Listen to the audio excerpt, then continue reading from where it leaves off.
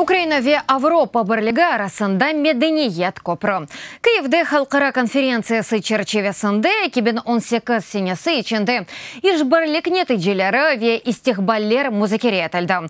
Конференцияға юзден зиеді иштиракчы келді, олардың арасында медениет саларының әрбаплары, кимиет ве халқара программалар темселжелері. Тедбір вақтында Авропа бірлігі дестігі или амелге кечірілген муафақиятлі лейхалар тақдим етілді. Ayrıca 2019 senesi geçirilecek yarışlar hakkında tarif edildi. Böyle bir konferansiya Kiyev'de artık ikinci kere geçirili. Teşkilatçılarının fikrince ilk evvela böyle bir tedbirleri bu tecrübe ve bilgiyle paylaşmak için açık bir meydançıktır.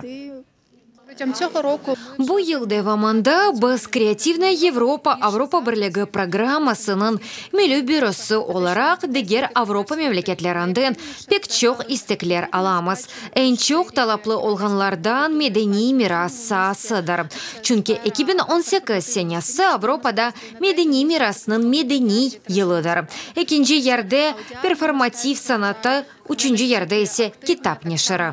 Дуже довго були частиною російського культурного ринку. От ми обрізали Росію. Бірчоқ елдір Русия медени базарының бір қысымы еді. Шымды Русияның бар олығы азлаштырылды.